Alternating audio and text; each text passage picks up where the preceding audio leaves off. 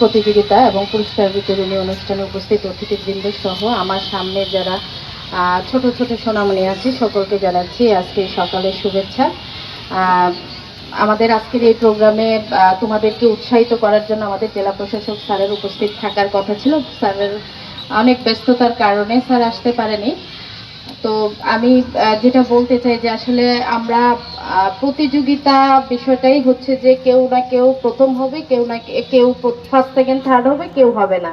তো এটা নিয়ে আমাদের অনেকের মধ্যেই মন খারাপ থাকে। এই যে গার্জিয়ানরা, অভিভাবক যারা আছেন তারা খুব উদ্বিগ্ন এবং উৎকণ্ঠা নিয়ে বসে আছেন কিংবা দাঁড়িয়ে আছেন।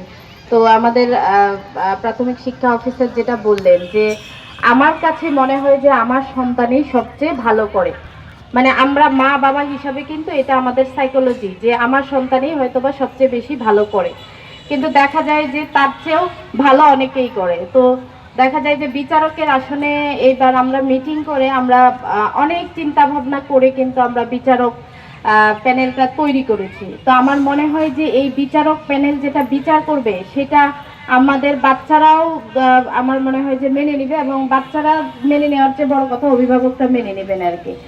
তো যাই হোক, আমার মনে হয় যে এই ছোট ছোট সোনামণিরা এই পড়াশোনার ফাঁকে যে খেলাধুলার আয়োজন করা হয়, সেই খেলাধুলা করে তাদের কিন্তু সুপ্ত যে প্রতিভা, সেই প্রতিভাগুলো বিকশিত হয়। ফার্স্ট সেকেন্ড থার্ড হওয়া বড় কথা না, বড় কথা হলো সে যে একটা এত বড় একটা ইভেন্টে আসতে পেরেছে উপজেলা থেকে। আর আমাদের 9টা উপজেলা এবং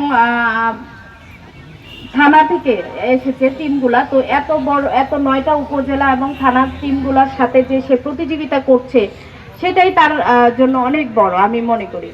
তো সবার জন্য আমার শুভকামনা থাকলো।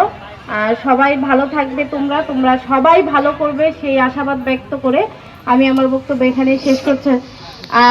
এই প্রোগ্রামের শুভ উদ্বোধন ঘোষণা করে আমি আমার বক্তব্য এখানেই শেষ করছি। ধন্যবাদ সবাইকে। ধন্যবাদ স্যারকে মূল্যবান বক্তব্য রাখার জন্য।